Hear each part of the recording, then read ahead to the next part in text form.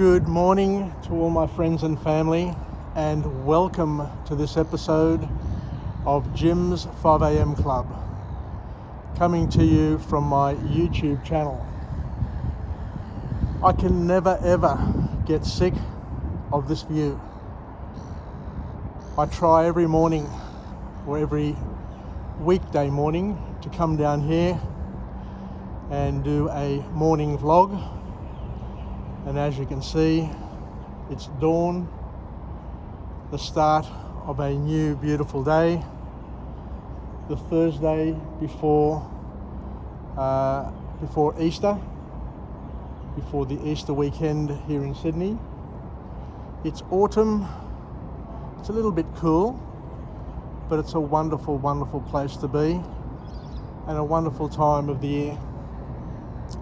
Anyway, what I'd like to do today is go on another journey, another opportunity to learn something new, an opportunity to tap into OPE, other people's experiences, through a book summary. And the book today is called or named Advice. Its title is Advice, and it's written by an author named Michael Bungay-Stanier. And this book is all about the traps of offering advice and jumping to conclusions. And it's an interesting and a timely reminder for all of us who are parents, grandparents, work colleagues, members of community, especially in these times, these challenging times that we face across the world, because people are very, very sensitive, and there are challenges out there that are very complex and complicated. And the book here goes through and talks a little bit more about how we deal with the challenges that people face and that we face. And the advice is pretty good from what I've been able to assess, and I'll try and incorporate it into my inventory of skills, and I welcome you to consider it as well. So the author here talks about the importance of curiosity, and he says that curiosity is an everyday leadership behaviour, and we really need to consider the following. We need to tame our advice monster and to stay curious a little longer and be slower at advice giving and jumping to conclusions and rushing to knee-jerk reactions. So the author here is basically calling us to action, to temper, to moderate our temptation to offer advice to others, and I guess also to ourselves, and to basically understand that in a world which is, as I said before, complex and complicated, the author says that sometimes we need to step back and not be quick to offering advice, because we don't have access to all the information. We don't know the reality of the situation, and we need to appreciate that each and every one of us has lived a different past. We're going to experience a different present. I am here, you are somewhere else, doing something completely different to what I'm doing, and we're all going to enjoy the fruits of a different future, a very, very different future. So because everybody's life is different and we don't have the wisdom and the knowledge of all the pieces of each person's puzzle, their problem puzzle. We don't know exactly all the pieces, how they all fit together, what's missing, and what still needs to be done. The call to action is to step back and to try and avoid, where possible, offering unsolicited advice to people for situations that you're not fully cognizant of, for situations that you don't really know what is going on. And the key message from this author is to say less and ask more. Say less, offer less advice, and ask more questions to help the people find their own solutions. Because each person's life, as we say time and time again, is a unique event, is completely different to our lives. And we don't want to have people cloning us and cloning our lives, because that would be limiting them, because they have a different calling or callings to what we have, and we've got to make sure that each person lives the life that they're called to live, rather than just to fluff about trying to mimic and be somebody else. So say less, ask more really matters, according to the author, and we need to take it on board and to respect it a little bit more, and at least to be aware of it, I guess, is the key. The author also goes on to say that you can give advice in certain situations, but those certain situations are very limited. Giving advice can be good for simple situations where the answer is pretty obvious. But here is the warning. This is the key message from this book. But giving advice can be harmful in complex and complicated situations where there is no one right answer. And in these sorts of situations, it's probably better to step back and to try and tap into the collective knowledge of the group, the family, and to understand that most situations, most problems that people face are complicated and multifaceted, and need a lot more time to figure out. And of course, some problems are just not figure-outable at all, because they are so complex, there are so many moving parts that our human minds are incapable of assessing and coming up with the right answer, because in some situations the future is unknown. Nobody's been to the future. So by not knowing and not having travelled to the future, then we don't know what our tomorrow will bring us. So the decision you make today could be the right decision, or it could be the wrong decision. The future will tell us. But the important thing is to be flexible in your approach, to learn how to surf and to catch the wave, surf the wave, make the most of the wave, paddle out and get on another wave, and to know that the surf will change from day to day. Our problems will be different tomorrow to what they are today. And if we don't solve today's problems, if we don't come up with solutions to solve the root of our problems, then we're going to have the same problems recurring over and over again, morphing, getting worse, but to keep on dogging us forever and a day if we don't work to solve our own problems and to understand the source of our problems. So rather than giving advice and being quick to give answers to people, to fill in the blanks, to complete their sentences, to tell them where they're going wrong. The author here is saying that it's much more productive to ask empowering questions, to ask open-ended questions that will lead the person to their own options and their own conclusions. Because as parents, as grandparents, what you don't want to be doing is solving your children's and grandchildren's and families' problems, because by offering advice, offering solutions, offering answers, what you're doing is you're taking on the responsibility and the accountability for somebody else's life. It's not your life.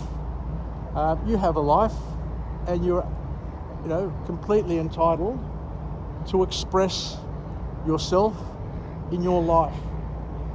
But when you're trying to shape the expression of somebody else's life, that's when you're taking on a responsibility and an accountability which is outside of your job, I guess is the best way of saying it. And to understand that not all people are coachable. I've learnt this in life. Now, you can have the best advice in the world, you can see the problems other people are facing, you know where those problems are going to lead them, the troubles that they're going to continually have. But you've got to understand that not all people are coachable. And in a work environment, in a sports environment, in a family environment, it's frustrating as a parent, as a grandparent, as a cousin, as a coach, as a work peer, and as a partner, when you see that somebody's actions are going to lead to problems, further problems down the line, but your hands are tied because you know that they are uncoachable. They won't take advice, they don't seek advice, and they don't look for the first, second, and third level consequences of their actions. They are infected by fears, by irrational fears. They are influenced by fear, uncertainty, and doubt that is sprouted by third parties. You can see it, but you can't do anything about it, because as we say, they are uncoachable. They are not coachable. And we all have to understand at some point in time, some point in our lives, that we all have a desire to offer advice. You just watch children. I watch my granddaughter, even my granddaughter or granddaughters love offering advice to their papu and telling him how to do things, or that he's not doing something right. And it's funny, it's beautiful in a way that they care, because people who offer advice think, and they do it from a point of love, from a point of caring. Most people do, not saying that all people do. Some people do it because they're critical, some people do it because they just don't like another person, but most people do it from love. But we need to understand, and we need to tame that desire to offer advice. And as we said, all people have a desire to offer advice, and we need to tame that desire. And to understand that in some cases, from a parent, from a grandparent's perspective, from a boss's perspective, giving unsolicited advice is a form of control, where people try to control other people in their lives, put them into a box, put them into a place which is convenient for the controller, not for the person being controlled. So the key message to come from this book is tell rather than ask. Ask rather than tell. I got it around the wrong way. There are people who are tellers and there are people who are askers. And the author of this book saying it's much more productive. You're better off, you're going to get a lot more results, a lot more positive results when you ask good questions rather than tell people the answers. And back in the days of the ancient Greek schools of philosophy, Socrates was renowned for his Socratic method of questioning. He would never answer a question with a prescriptive sort of answer. He would always answer with a question, so that he would get the person thinking about what he had said or what he was doing, so that they can come up with their own answer, a situational answer. And this is where the author talks about the importance of having situational awareness in order to express situational management and leadership. When I was a young executive working at IBM, I learnt back then that there is no formula, there is no answer for leadership. And the best leaders are the ones who are situational leaders. You do what's right in that particular situation. It's a case-by-case situation. It's a case-by-case expression. You know, you see what's happening. You assess the first, second, and third level consequences, and make a decision based on what's right at that point in time. And it may not be the right answer. You know, 6 months down the track, or 6 weeks, or 6 minutes down the track, it may end up being the wrong answer. But once again, using situational awareness, you make a situational judgment, and you manage the situation based on what's right and what is evolving in that situation, so that you're always fine-tuning your decisions to make the best decision and become the best possible leader in that situation. So the author also goes on to say something which I found very, very profound, and I hope you can understand how profound this is, and I hope it resonates with you as well. And this is where the author says that oftentimes we give advice, but the advice that we're giving is where we're trying to solve the wrong problem. We don't know what's going on in other people's lives. We don't have access to the Rubik's Cube of their challenges and their emotions and their feelings. We don't see the whole picture. We'll see one little square, we'll see one little colour, and we'll use that to try and, figure out the whole situation. But we've only got slithers of reality. We all just live slithers of reality. We only get to see a small cube, a small section of the Rubik's Cube. There are colours, there are other sides hidden from our view that we can't see, we can't access, we can't manipulate.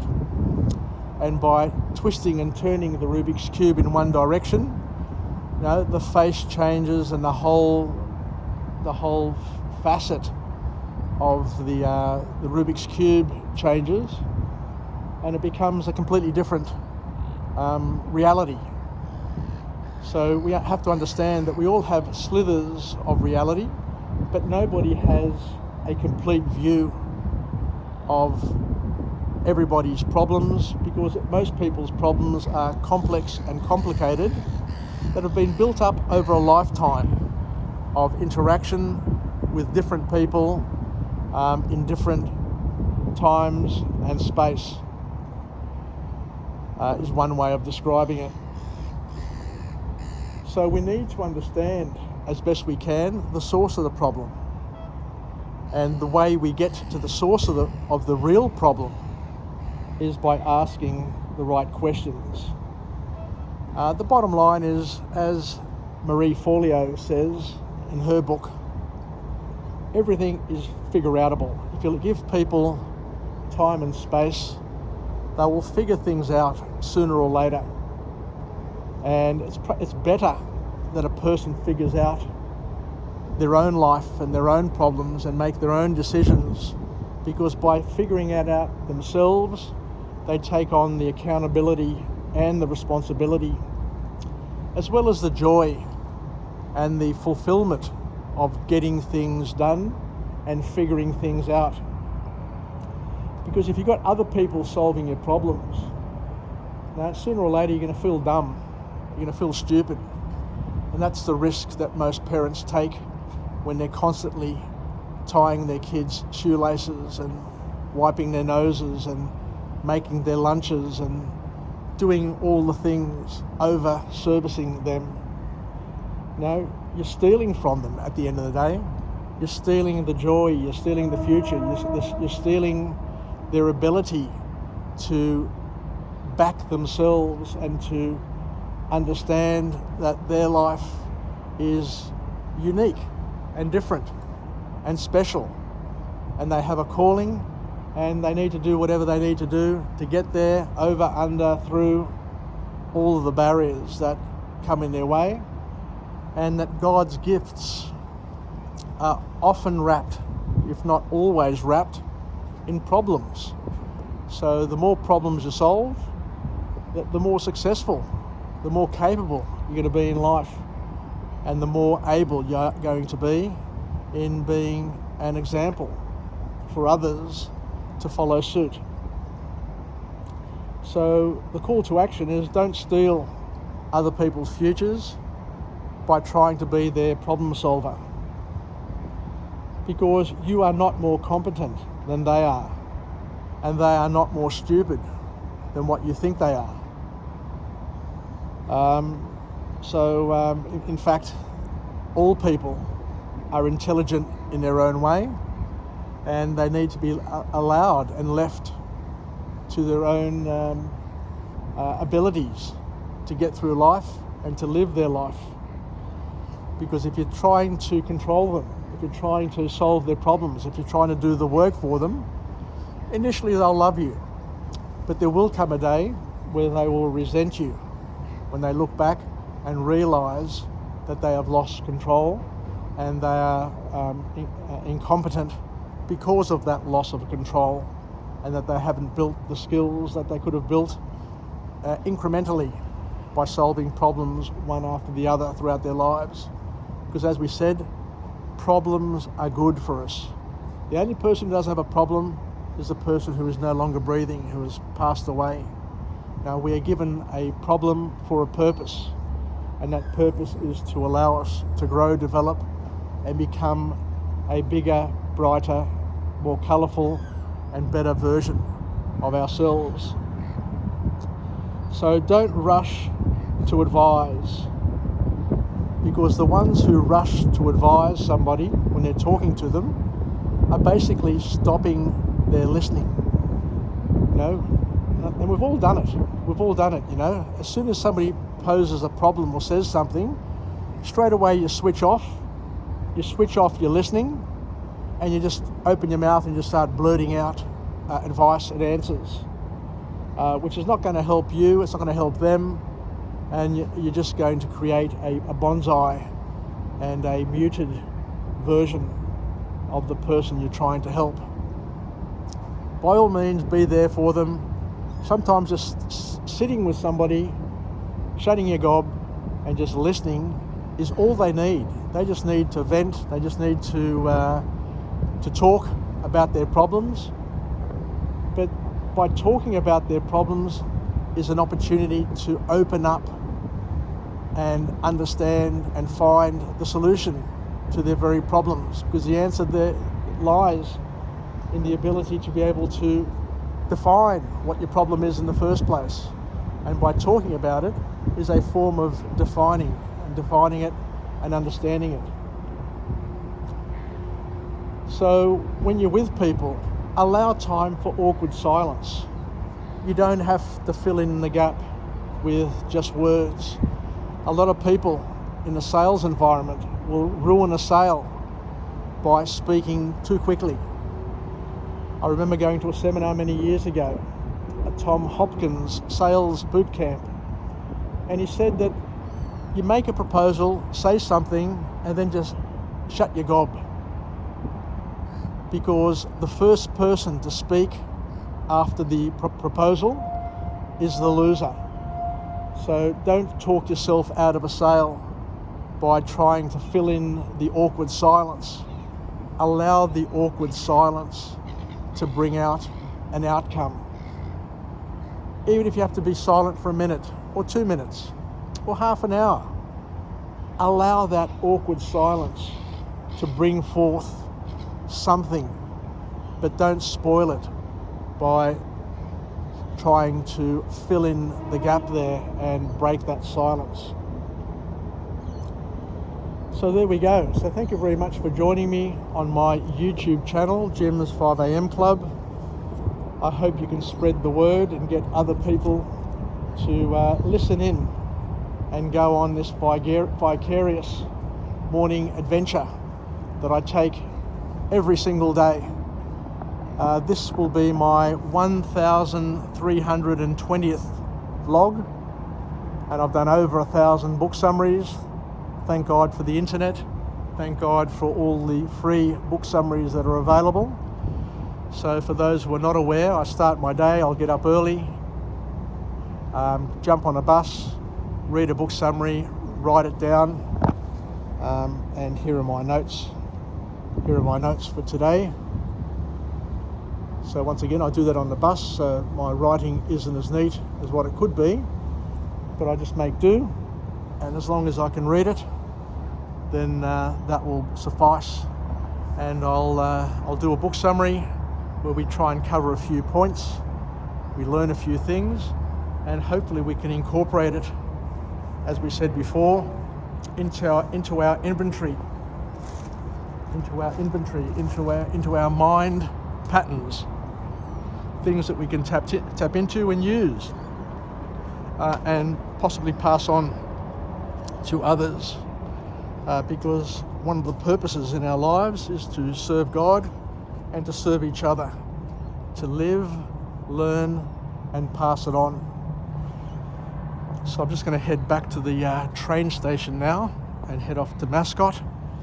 I wish you a happy Thursday, a most blessed Easter weekend for those who celebrate Easter, and to make the most of today.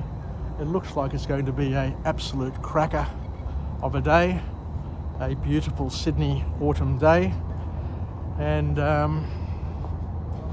we'll see what comes forth.